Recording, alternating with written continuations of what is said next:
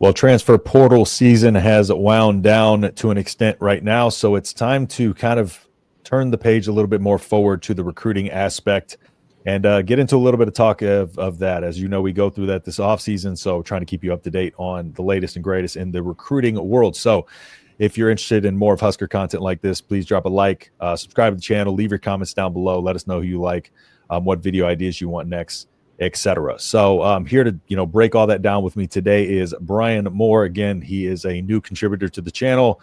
Appreciate all he's done so far to get some videos up and get some content out for y'all, so you kind of see what he's like and see if you like his style. So be sure to drop a like on the video. And Brian, I'll turn it over to you, man. How you doing today? I am doing fantastic. I hope you're doing well as well. Yes, sir. All right, so how about we get into a little bit of a recruiting talk here. So we'll just start at the top of the page and probably the latest update. And pardon me if I pronounce his name wrong, but Kevin Obot, offensive tackle, 6'5", 265 pounds. Number one player in the state of Idaho, and you got a little bit of a different number from On3, but number 12 offensive tackle on 24/7. So he's a guy who plays both sides of the ball. On his film, immediately what you'll see is he's explosive off the line. You can see him pulling well on film, but also gets downhill and blocks quickly. He likes to put guys down on the ground. I think of like the first 10 plays I saw, about 5 of those he was putting somebody down, and not only with just power, but a little blend of getting a guy off the line and kind of attacking him low and just getting his hands on his knee pads and getting him down to the ground that way. He's just a smart blocker and somebody who can be a real big asset to this team. So what do you got on him so far? So Kevin is a big time offensive tackle prospect, like you mentioned. He was one of the original, I'd say 15, 20 guys that came in for the January Elite Junior Day recruiting weekend. Yep. He was someone that I highlighted as one of my favorite players, favorite prospects for Nebraska on the offensive line. Getting him back is going to be huge. Now, this is going to be a battle. He is really starting to blow up, and that's one thing we talked about was his potential. So he's already set up visits to Wisconsin for the weekend of March 19th through 21st.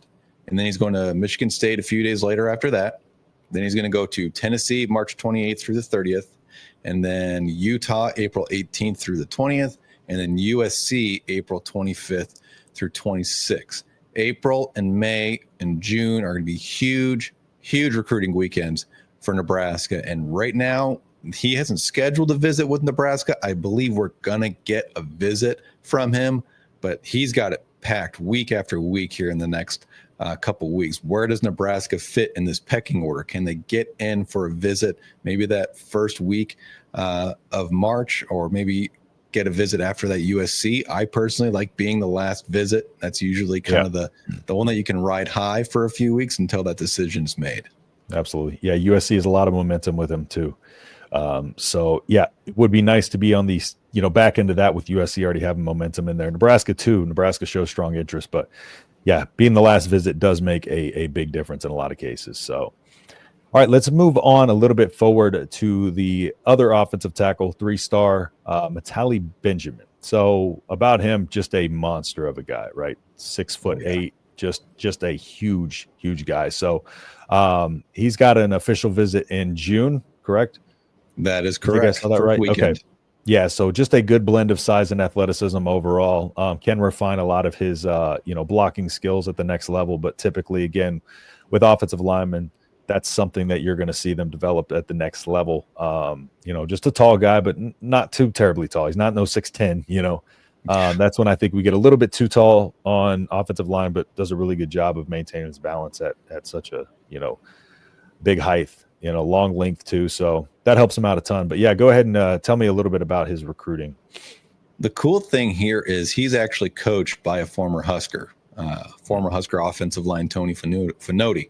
And he's got visits right now. I think Nebraska's probably in the lead. The last offensive lineman that Nebraska recruited that was coached by Tony Finotti also ended up at Nebraska.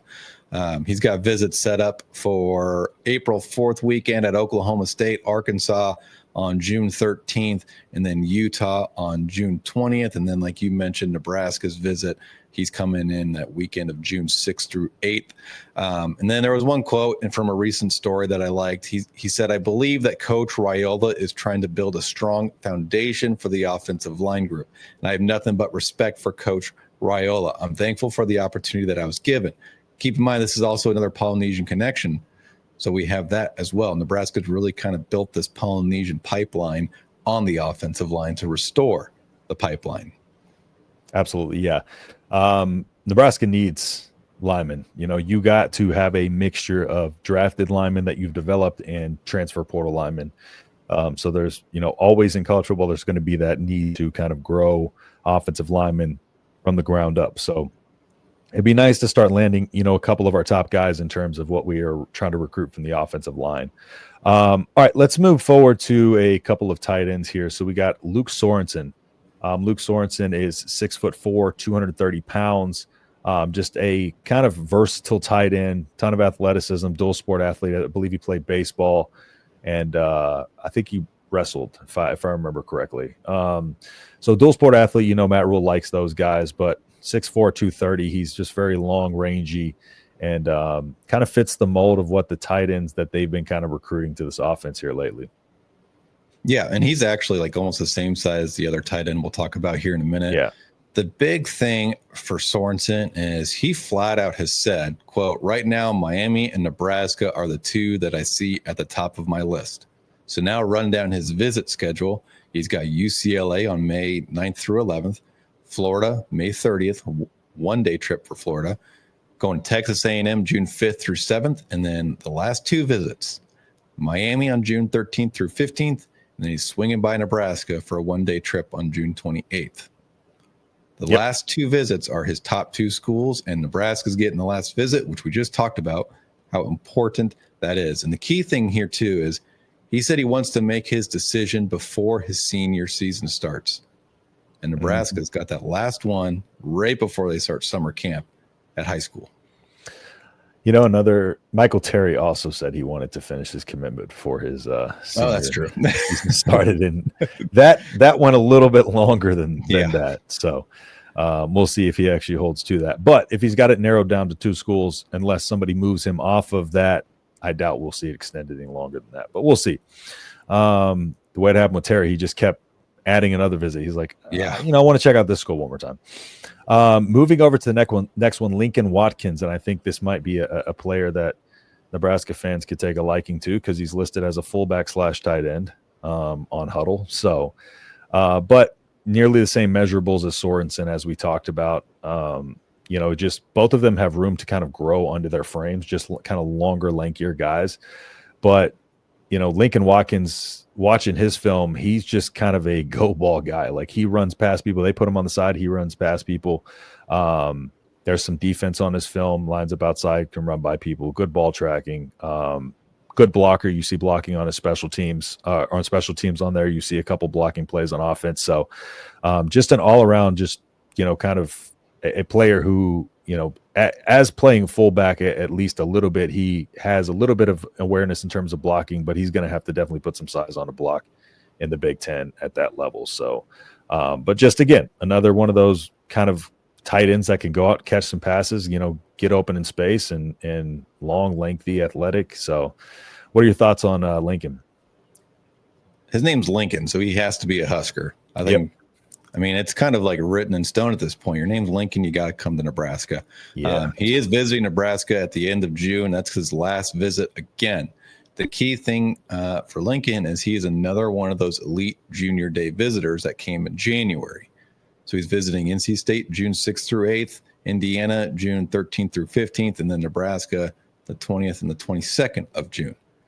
I think Nebraska probably has realistically 6 or 7 tight ends on the roster right now. I think you're looking at 1 or 2 of those guys that maybe change positions. There's room for Nebraska to take maybe 2 tight ends in this class. The one that I'm surprised that we haven't seen a visit from is the kid from Millard South. I'm drawing a blank on his name, Isaac Jensen. Yeah. Maybe these are our top 2 guys on the board. I personally like all 3 of the options. Lincoln's really, really solid though. He had a quote, and it's a little lengthy, but basically, in short, I'm going to kind of summarize it the best I can. But he basically said that Nebraska and Matt Rule have proven that this is a special place that can develop and grow him into a great player, and that Coach Rule's track record at Temple and Baylor are really intriguing to him because he has such a sustained success of developing guys and putting them into the NFL. So that's huge in Nebraska's favor. Yep, absolutely. So yeah, it's one of those things that now you start to see these recruits are taking notice. Contrary to what some believe is not development, they are seeing the development happening here and take an interest in that. And I'm sure behind the scenes, what they get to see is a lot of the camaraderie and the kind of family vibe that Rule likes to build. So that's why a lot of players want to come here, but it's good that they're seeing the football side of things as well. So now moving forward a little bit to a top quarterback that will be coming up in 2027 class, Trey Taylor. And we may be jumping a little bit ahead of ourselves, but there is a date of a visit. So Trey Taylor, y'all have probably heard about him, but a little bit about him. Good build. Of course, he's going to bulk up in time. He's very young, 6'3", 185, but good height on him and a good frame to build into. So, he's a pocket passer, can't escape the pocket. I've seen him a little bit. I wasn't able to find full film on him, but I watched a couple of his camp videos. You see him rolling to his right, rolling to his left, throwing on the run. 3,000 yards, 20 touchdowns, and 7 interceptions over 11 games. But overall, pretty good decision maker. Arms really, really good, and pretty accurate, especially when he's pinpointing throws on the sideline or back shoulder, stuff like that. So, give us a little insight on Trey. So one thing about Trey is, I think it's more pertaining to the quarterback position as a whole in high school, is they are jumping up their commitment timeframes. Yep. So much quicker than it was even 5 years ago or 6 years ago. He said he wants to commit by, I think it was June or July of this year, which is awfully early. So even if somehow Nebraska lands this guy, there's going to be teams pursuing. Yeah, there's going to be teams pursuing him, just like when Dylan Raiola committed to Ohio State, and then he flips to Georgia, and everyone keeps recruiting these elite quarterbacks. But he has a bunch of visits set up right now. Notre Dame on March 18th. He's going to Georgia on March 22nd. Illinois on March 24th, and that's his home state school. Yep. Michigan on March 25th, which he was quoted saying feels like his second home. And then Nebraska a couple of days later on the 27th, and then Texas A&M, who's kind of surging, I would say, a little bit in his recruitment. He's going there on March 29th. So we did a video when he announced his top 5, and he said that Nebraska is one of his top offers, wants to make a decision this summer. Again, like you mentioned, Michael Terry wanted to make a decision that summer and then never did. I don't even care if this guy commits to Nebraska or any of these schools this summer. This is going to be a multi-year recruitment until he actually signs the dotted line. Thinking about Michigan too, they just got Bryce Underwood as well. So would he want to go there to sit behind Underwood for year or two? So because Underwood would be 26, 27, so he wouldn't be draft eligible. So Trey would have to sit. Yeah. So, and whereas at Nebraska, you're competing with, we really don't know what we have with Dayton or TJ at this point, or even Marcus Davila. But I think we can all agree that we know what Underwood's going to be. He's a pretty dang good quarterback at Michigan. Yeah, and would not hurt to have Trey Taylor in that quarterback room to look forward to. But a long ways away from that. So let's go ahead and dive a little bit into Jordan Campbell. So Jordan Campbell is a guy, 6'2", 210, just kind of fits the mold of what they've been looking for on the defensive side of the ball. With he's from Miami, dynamic style of play. Decommitted from Miami, I believe, recently. But yeah, just fits that athletic mold that they want with that versatility, there on the defense. So what are your thoughts on Jordan Campbell? Well, he's like a top 100, 120 overall player in the country. He's another one of those Florida kids, like you mentioned, and I will take every athlete coming from that state. He's committed to Miami. He's only set up an official visit to Miami, but he visited Nebraska back in January for that Elite Junior Day. Yep.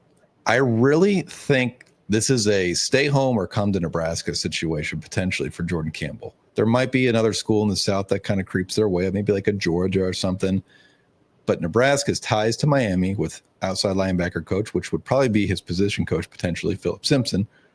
And I just drew a blank on, we had another coach from the Miami area. I just drew a blank on, but Addison Williams as well from the Florida area. This seems like I'm either going to Nebraska or I'm staying home. And Nebraska is going to do everything they can to the last minute to get him to stay, or to get him to come to Lincoln, I should say. Without a doubt. Yeah, they definitely want to continue that like Miami pipeline, because they've already talked about it. It's like once you get players from that area to Nebraska and people see them playing and stuff like that, that draws interest to get them over there. So getting those guys consistently, you know, in the program is going to help kind of continue to build that Miami pipeline out there.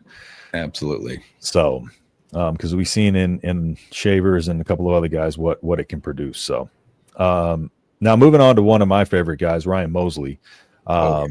He is a monster, 6'3", 210, just a long, rangy frame.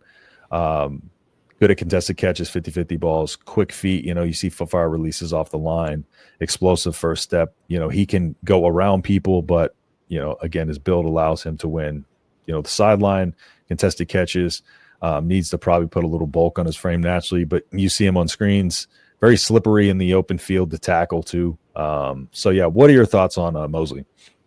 Right now, I think Nebraska is kind of like the odd man out, but I know they're going to push. Yep. Like we were just talking about. He set up visits at Georgia, South Carolina, and Texas A&M. You're kind of seeing this SEC flavor, not much Big Ten flavor from where he wants to visit. But he did visit in January, and that's half the battle. Is once you get these kids up here, they kind of see that it's not just cornfields. Yep. They see this big, beautiful $150 million facility that has stuff that no other program has. Every single one of these kids coming from, particularly Florida, but a lot of these kids coming from like the Southeast area, they say Nebraska's facilities are top notch. Yep. It's not cornfields like I thought. So you already got him here. Now we just need to capitalize on that momentum from when he was here. So he's clearly setting up visits at, I would say, a quick pace. You need to get one of those official visits. And now it's unlimited official visits, but I don't think you're going to see these top tier prospect take 8 or 9 or 10 official visits. They're going to really narrow down to 3 or 4 or 5 schools. And Nebraska's got to find a way to get in that group. Yeah, the key is to get that second visit. Like once you get that second visit, that means, okay, like we've done our job. We're doing the right things. We're pulling the right strings, pushing the right buttons. So we'll see how that transpires after this. And there was a couple of other guys you just wanted to touch on real quick. Yeah, we got 3-star defensive back Danny Odom. I don't know if that 3-star ranking is really true to his skill set. His offer list is, and that's why at this point I look more at the offers as opposed to the star ranking, because I think like when you have Penn State and Miami and Florida State and Nebraska, Florida, Auburn, all these big time programs coming after you, but you're only a 3-star. I think and that's on 3, correct? Or is that 24/7? Okay. Yep. So he's got these big time offers, and then his ranking doesn't follow suit. So I think you'll probably see a ratings bump. He's another one of these Florida kids as well. He set up an official visit to Miami.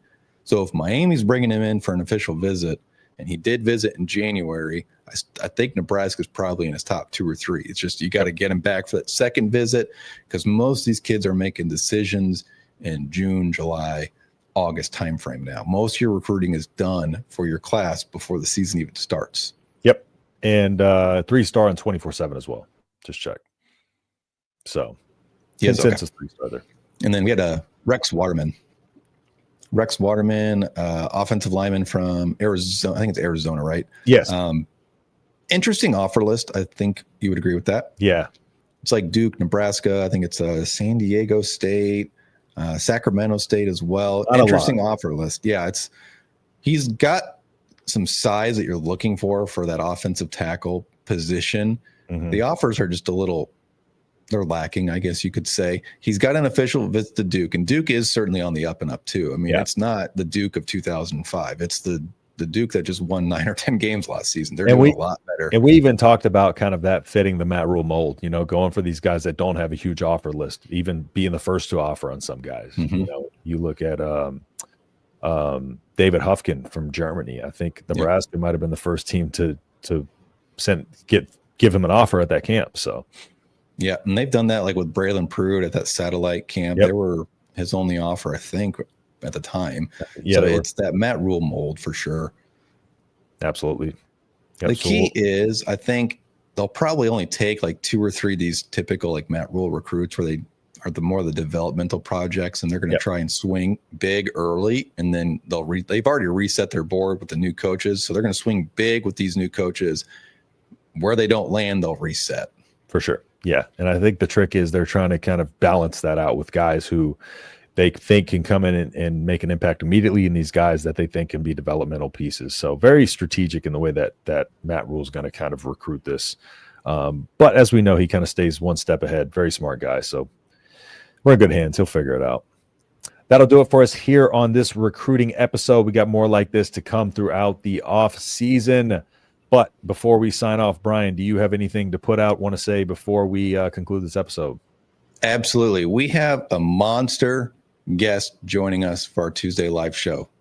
We have former Nebraska special teams coordinator Bill Bush joining us live Tuesday evening. Special teams, very important. Special teams, special players, guys. Always remember that. All right, that'll do us for us here. So see us at the live stream Tuesday at 6 p.m. Central. We will see y'all there. Everybody take care. Later.